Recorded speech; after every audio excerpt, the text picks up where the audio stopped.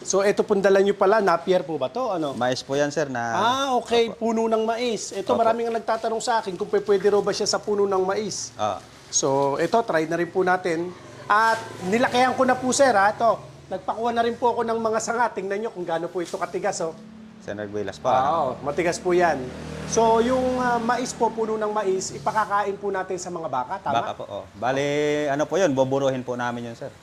Yung Ilalagay tinatawag sa... po nilang silage. Oh, ano po, signage po. Okay. Lalagay mo sa plastic, ilalagay sa isang budiga.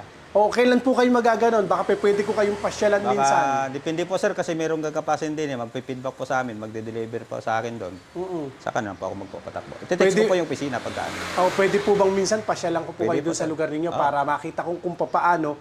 At mabigyan natin ng tip yung ating mga kadiskarte yung kung paano ba paggawa ng silage. Ito po kasi, sa machine na ito dinudurog po nila yung pwedeng puno ng mga, yung mga napier, tapos mga mais. Pero ang gagawin nyo, sir, silage. Ano? Opo.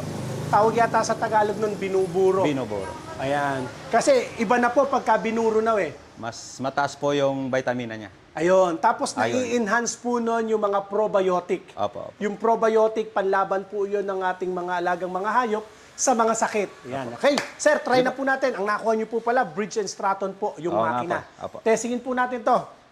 Okay, try nga natin.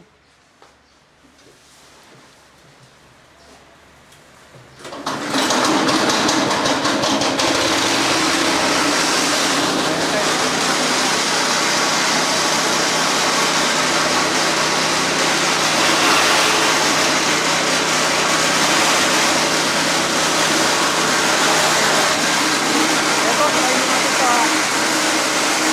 Tigas ito. Oh.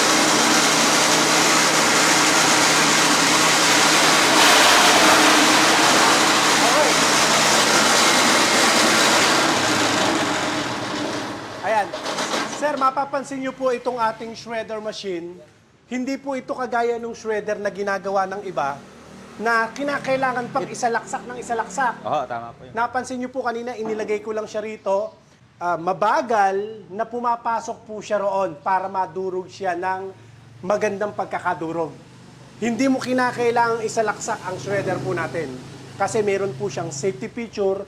Para kasi ang delikado po kasi dyan, pag sinalaksak natin, baka biglang kainin, biglang makasama tayo. Kaya yan, pag nilagay nyo lang po dyan, yung napier o kaya yung mga yung mais, puno ng mais, automatically, papasok na po siya at napakaganda ng giling. Sir, tingnan nyo nga po, i-check nyo nga po yung giling kung okay na okay po ba to sa pagkain ng ating mga alaga. Oh. Sakto po ba yan? Oo, sakto naman po, sir. Okay naman po sa... Ayan, yan, sir. Minsan dalawin Media ko lang po yan eh. Media po ang tawag dyan. Okay, okay. Sir, maraming salamat po. Sir, Thank you, thank you, sir, thank you. At God bless. nakita rin kita. Thank you po. Ayan, sir, upload natin yan, ha? Sige po. Okay, thank you.